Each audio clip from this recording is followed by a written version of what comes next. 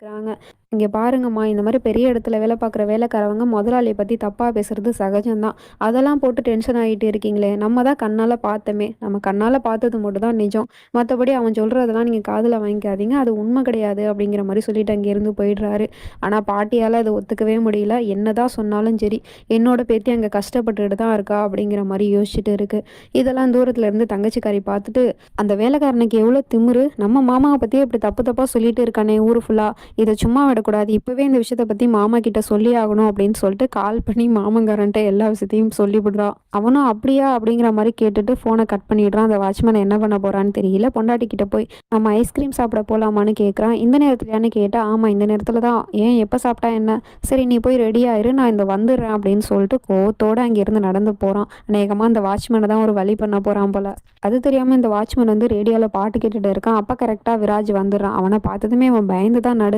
உண்மை தெரிஞ்சு போயிடுச்சோ அப்படின்னு மன்னிப்பு வேற கேட்குறான். என்னை மன்னிச்சிடுங்க சார், என்னை எதுவும் பண்ணிடாதீங்க அப்படின்னு மன்னிப்பு கேட்டா அவன் வில்லத்தனமா சிரிச்சிட்டு இருக்கான். என்ன பண்ணா ஏது பண்ணான்னு தெரியல. அப்படியே சீனை கட் பண்ணா காருக்கிட்ட வெயிட் பண்ணிட்டு இருக்கான் பொண்டாட்டிக்காக. அவளும் எல்லா வேலையும் முடிச்சுட்டு நடந்து வந்துட்டு இருக்கா. அப்ப இவன் சொல்றான், "இன்னைக்கு நான் டிரைவ் பண்ண போறது கிடையாது. நீ தான் டிரைவ் பண்ண போற" அப்படின்னு சொல்லிட்டு இருக்கான். ஆனா எனக்கு டிரைவ் பண்ண தெரியாதுங்க அப்படின்னு சொல்றா. "வா நான் கத்து தரேன்" அப்படின்னு சொல்லிட்டு பொண்டாட்டிய கார் ஓட்ட சொல்லிட்டு இருக்கான். அவளும் தட்டு தடுமாறி ஓட்டிக்கிட்டு இருக்கா. "என்னால முடியலங்க, எனக்கு ஓட்ட தெரியாது" அப்படின்னு சொன்னா, "ரிலாக்ஸ் ஜான்வி, நான் தான் உன் பக்கத்துல இருக்கேன்ல, எதுக்காக நீ பயப்படுற? நான் சொல்ற மாதிரியே ஓட்டு" அப்படின்னு சொன்னதும் அவளும் தட்டு தடுமாறி ஓட்டிக்கிட்டு இருக்கா. அதுல அங்கேயும் இங்கேயும் வேற வண்டி போயிட்டு இருக்கு. நேரா கூட போகல. அப்புறம் அப்படி இப்படின்னு ஓட்டி கரெக்டா அந்த ஐஸ்கிரீம் ஷாப்க்கும் வந்துடுறாங்க.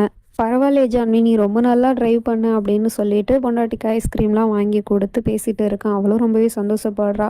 அதுக்கப்புறம் 2 பேரும் ஒண்ணா வீட்டுக்கும் வந்துடுறாங்க. நம்ம ஹீரோயின முன்னாடி அனுப்பி வச்சுட்டு, "என்னோட ஃபோனு கார்ல மாட்டிக்கிச்சும்மா, நான் அத எடுத்துட்டு வரேன், நீ போ" அப்படின்னு சொல்லிட்டு பொண்டாட்டிய மட்டும் முன்னாடி அனுப்பி வைக்கிறான். அப்புறம் பார்த்தா இவன் நேரா போய் கார் டிக்கி ஓப்பன் பண்ணி பார்க்குறான். அதுல பார்த்தா அந்த வாட்ச்மேன கட்டி போட்டு வச்சிருக்கான் போல கார் டிக்கி உள்ள.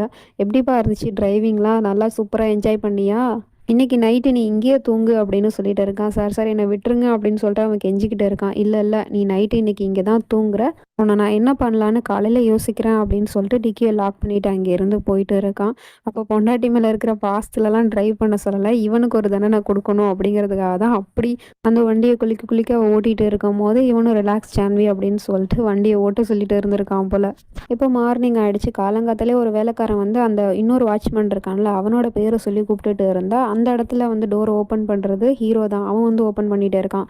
என்ன முதலாளி வந்து ஓப்பன் பண்ணிட்டு போறாரு கேட்ட, அந்த தேஜ் எங்க போனான் அப்படிங்கிற மாதிரி யோசிச்சுட்டு இருக்கான். அதே சமயம் நம்ம ஹீரோயினி புருஷன்காரன் ஆஃபீஸ்க்கு போறான் அப்படின்னு சொல்லிட்டு தயிரெல்லாம் கொண்டு வந்து ஊட்டி விட்டுட்டு இருக்கா. நல்லபடியா பார்த்து போயிட்டு வாங்க அப்படின்னு சொல்லிட்டு. "சரிம்மா நான் பார்த்து போயிட்டு வரேன், நீ வீட்டுக்கு போ" அப்படின்னு சொல்லிட்டு பொண்டாட்டியை அனுப்பி வைக்கிறான். அதுக்கப்புறம் அந்த டிக்கியை ஓப்பன் பண்ணி பார்த்தா அந்த வாட்ச்மேன் வந்து அங்க தூங்கிட்டு இருக்கான் நல்லா.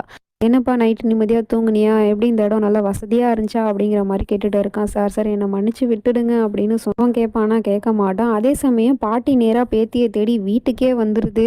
அது தெரியாம இவன் இங்க டிக்கிய ஓப்பன் பண்ணி பேசிட்டு இருக்கான். அப்படியே கொஞ்சம் கொஞ்சமா நடந்து வந்துருது. கரெக்ட்டா பாட்டி அங்க வர்றதுக்குள்ள இவன் டிக்கிய க்ளோஸ் பண்ணிடுறான். திரும்பி பார்த்தா பாட்டி நிக்குது. பார்த்துட்டு பயந்து போயிடுறான். ஷாக் ஆயிடுறான். "பாட்டி இங்க எப்படி வந்தீங்க?" அப்படின்னு சொல்லிட்டு கேட்டா, "ஏன் வரக்கூடாதா?" அப்படின்னு சொல்லிட்டு கேக்குது. "இல்ல இல்ல பாட்டி." "என்ன பாட்டி காலங்காத்தாலே வந்திருக்கீங்களே?" அப்படின்னு சொல்லிட்டு தான் கேட்டேன். "ஏன் நான் இப்ப இங்க வந்ததுல உனக்கு சந்தோஷம் இல்லையா?" "சரிப்பா, நான் என்னோட பேத்திய பார்க்கறதுக்காக தான் வந்தேன்." "எங்க ஜான்வின்னு?" கேட்டா, "அவ வீட்ல இல்ல" அப்படின்னு பொய் சொல்லிடுறான். "எங்க போனா? அதுவும் காலங்காத்தாலே எங்க போனா?" அப்படின்னு சொல்லிட்டு கேட்டா, "அவ கோயிலுக்கு போயிருக்கா." "சரி வாங்க பாட்டி, நான் உங்கள வீட்ல விட்டுறேன்" அப்படின்னு சொல்லிட்டு தொரத்தி விட தான் பார்க்குறான். "ஏன் நான் வீட்டுக்கு போகணும்? அவ வரட்டும். அவ வந்ததுக்கு அப்புறமே நான் போறேன் பொறுமையா. நான் அதுவரைக்கும் இங்கேயே இருக்கேன்" அப்படின்னு சொன்னா, "அதெல்லாம் இல்ல பாட்டி. நீங்க இவ்வளோ நேரம் தான் இங்கேயே இருப்பீங்க. வாங்க வாங்க, நானே உங்கள கொண்டு போய் ட்ராப் பண்றேன்" அப்படிங்கிற மாரி சொல்லி அழைச்சிட்டு போறான் வலுக்கட்டாயமா காருக்குள்ள ஏத்தி. பாட்டி என்னதான் சொன்னாலும் அவன் கேட்க மாட்டேங்கிறான். "இங்க பாருங்க பாட்டி, நீங்க வயசான காலத்துல அங்கேயும் இங்கேயும் அலையிறதுலாம் நல்லது கிடையாது. ஏதாவது ஒண்ணு ஆச்சு, ஆக்சிடென்ட் ஆகி மேல போயிட்டீங்கன்னா என்ன பண்றது?" அப்படிங்கிற மாரி பாட்டியே மறைமுகமா மிரட்டிட்டு இருக்கான். பாட்டியே கொஞ்ச நேரத்துல பயந்து போயிடுது. அதுக்கப்புறம் பாட்டியே அங்கேருந்து கூட்டிட்டு போயிடுறான். அப்புறம் கொஞ்ச நேரத்துல நம்ம ஜான்வி வீட்ல இருக்கிற துணியெல்லாம் மடிச்சு அலிமாரில வச்சுட்டு இருக்கா. அப்ப பார்த்தா அவ கையில போட்டிருந்த அந்த வாட்ச் வந்து கழண்டு விழுந்துருது. உடைஞ்சு போயிடுச்சு போல. அத வந்து நம்ம ஹீரோயினி சரி பண்ணிட்டு உட்காந்துருக்கா. அப்ப இவன் அதெல்லாம் வந்து ஆஃபீஸ்ல உட்காந்து பார்த்துட்டு இருக்கான் கேமரா மூலமா. உடனே பொண்டாட்டிக்கு கால் பண்றான். "என்ன பண்ற ஜான்வின்னு?" கேட்டா, "நான் சும்மா தான் இருக்கேன்" அப்படிங்கிற மாரி சொல்லிட்டு இருக்கா. "சரி ஓகே, நான் உனக்காக ஒரு கிஃப்ட் பண்ணலான்னு இருக்கேன். உனக்கு என்ன வேணும் கேளு" அப்படின்னு வேற கேட்குறான். என்ன இப்ப திடீர்னு கிஃப்ட்டு? எனக்கு எதுவும் வேணாங்க அப்படின்னு சொல்லிடுறா. என்ன பேசிட்டு இருக்க ஜான்வி? அவ புருஷன்கிட்ட என்னலாம் கேட்குறா தெரியுமா? நீ என்னன்னா உன்னோட புருஷன்கிட்ட கேட்கறதுக்கே தயங்கிட்டு இருக்க. என்கிட்ட எது வேணாலும் கேளு, நான் உனக்கு வாங்கி தரேன் அப்படின்னு சொல்லிட்டு இருக்கா. ஆனா எதுவுமே எனக்கு வேணாங்க அப்படின்னு சொல்லிடுறா. சரி ஓகே நானே உனக்காக ஒரு பெஸ்ட் கிஃப்ட் குடுக்குறேன். என்ன குடுக்கலாம்? என்ன குடுக்கலாம்? அப்படின்னு சொல்லிட்டு யோசிச்சுட்டு, ஒரு புதுசா ஒரு வாட்ச் ஒண்ணு வாங்கிக்கோ அப்படின்னு சொல்றான். உடனே நம்ம ஹீரோயினுக்கு பயங்கரமான ஷாக்கு.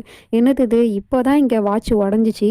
அடுத்த நிமிஷமே புருஷன் வாட்ச் வாங்கிக்க சொல்றானே அப்படிங்கிற மாரி முழிச்சுட்டு இருக்கா. அவனும் சொல்றான், "இங்க பாரும்மா நீ இப்ப என்ன பண்றன்னா, ஒரு நல்ல வாட்சா ஒண்ணு வாங்கிக்கோ.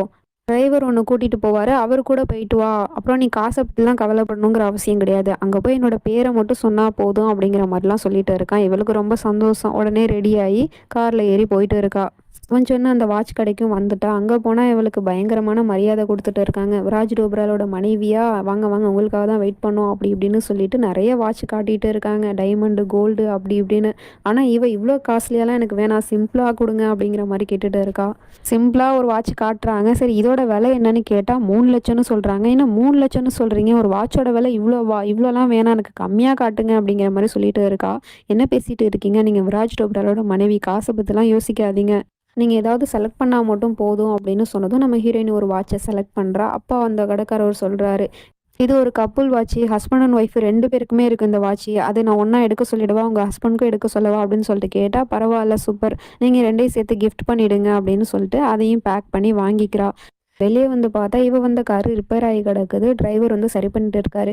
என்னாச்சுன்னு கேட்டா, "இந்த மாரி கார் ரிப்பேர் ஆயிடுச்சு மேடம்" அப்படின்னு சொல்லிட்டு இருக்கான். இப்ப என்ன பண்றது அப்படின்னு யோசிச்சுட்டு இருக்கா. அப்ப தூரத்துலேருந்து இதெல்லாம் விராஜ் டோப்ரால் பார்த்துட்டு தான் இருக்கான். அப்ப பொண்டாட்டிய ஆல்ரெடி பிக்கப் பண்ணிக்கணும் அப்படிங்கிறதுக்காகவே வந்து வெயிட் பண்ணிட்டு இருக்கான் போல. கரெக்ட்டா கார விட்டு இறங்குறான். அப்ப அந்த இடத்துக்கு பார்த்தா, நம்ம ஹீரோயினோட ஃப்ரெண்டுக்காரன் வந்துடுறான். அவன பார்த்ததும் இவன் காருக்குள்ளேயே போய் உட்காந்துக்கிறான். அங்க என்ன நடக்குது, ஏது நடக்குதுன்னு தூரத்துல இருந்தே பார்த்துட்டு இருக்கான் எல்லாத்தையும். "என்ன ஜான்வி நீ இங்க நிக்கிற?" அப்படின்னு சொல்லிட்டு கேட்டா, "என்னோட கார் ரிப்பேர் ஆயிடுச்சு" அப்படின்னு சொல்றா. "சரி வா நான் உன்ன ட்ராப் பண்றேன்" அப்படின்னு சொல்லிட்டு கூப்பிடுறான். "இல்ல, இல்ல நான் எப்படியாவது போய்க்கிறேன். நான் டாக்ஸி புடிச்சு போய்க்கிறேன்" அப்படின்னு சொல்றா. "அட உனக்கு தெரியாதா இன்னைக்கு டாக்ஸி ஃபுல்லா ஸ்ட்ரைக். அதனால எந்த டாக்ஸியும் வராது. நானே உன்ன ட்ராப் பண்றேன்" அப்படின்னு சொல்லி கூப்பிட்டுட்டு இருக்கான். ஆனா நம்ம ஹீரோயினி போகறதுக்கு யோசிக்கிறா.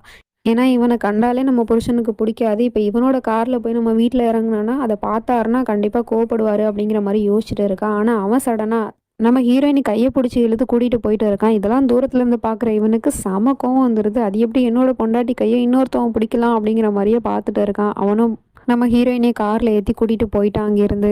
இவனும் பின்னாடியே ஃபாலோ பண்ணிட்டு போறான். அது தெரியாம 2 பேரும் வீட்டுக்கும் வந்துர்றாங்க. நம்ம ஜான்வி அவன்கிட்ட தேங்க்யூ சொல்லிட்டு அங்கேருந்து போக பார்க்குறான். ஆனா இவன் டக்குனு போய் ஸ்டாப் பண்ணி, "என்ன ஜான்வி உன்ன வீடு வரைக்கும் கொண்டு வந்து விட்டுருக்கேன். நீ ஜஸ்ட் தேங்க்யூ மட்டும் சொல்லிட்டு போறியா? வீட்டுக்கு கூப்பிட்டு காஃபி போட்டு தர மாட்டியா?" அப்படிங்கிற மாரி கேட்டுட்டு இருக்கான். "இல்ல அது வந்து" அப்படின்னு இவ ரொம்பவே பயப்படுறா. "ரிலாக்ஸ் ஜான்வின்னு" சொல்லிட்டு கைய பிடிச்சு பேசிட்டு இருக்கான். "நான் சும்மா காமெடி தான் பண்ணேன். ஆனா நெக்ஸ்ட் டைம் உன் வீட்டுக்கு வரேன்" அப்படின்னு சொல்லிட்டு குட் பை சொல்லிட்டு அங்கேருந்து போறான். இதெல்லாம் தூரத்துல இருந்து புருஷன்காரன் பார்த்துட்டு தான் இருக்கான். இவனுக்கு பயங்கர கோவம் வருது. இப்போ நைட் ஆயிடுது. நம்ம ஹீரோயினி புருஷனுக்காக அவ கையாலே ஒரு கேக் ரெடி பண்ணியிருக்கா. அத கொண்டு வந்து வச்சது மட்டும் இல்லாம, புருஷனுக்காக ஒரு கிஃப்ட் வாங்கிட்டு வந்தால்ல வாட்ச், அதையும் கொண்டு வந்து வச்சுட்டு புருஷனுக்கு சர்ப்ரைஸ் பண்ணலாம் அப்படின்னு சொல்லிட்டு வெயிட் பண்ணிட்டு இருக்கா. அதே மாரியே புருஷன்காரனும் வரான். ஆனா ரொம்பவே கோவத்தோட வரான். இவ பாட்டுக்கே பேசிட்டு இருக்கா. "என்னாச்சுங்க இன்னைக்கு ஆஃபீஸ் எப்படி போச்சு?"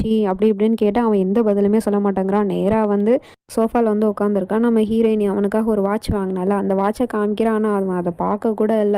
அப்புறம் இவளே அந்த வாட்ச வந்து புருஷனுக்கு போட்டும் விட்டுட்டு இருக்கா. இவனுக்கு பொண்டாட்டி கைய தொடும்போதெல்லாம் அவன் வந்து பொண்டாட்டி கைய புடிச்சான்ல, அதுதான் திரும்ப திரும்ப ஞாபகத்துக்கு வந்துட்டே போயிட்டே இருக்கு. உடனே பொண்டாட்டி கைய புடிச்சு, "இந்த கைய தானே அவன் தொட்டான், இங்க தானே அவன் தொட்டான்" அப்படின்னு வேற கேட்குறான். இவளுக்கு ஒண்ணும் புரியல. "என்னாச்சுங்க? ஏங்க அப்படி பேசுறீங்க?" அப்படின்னு சொல்லிட்டு கேட்டா, "நீ வாய மூடு. பொய் சொல்றியா என்கிட்ட?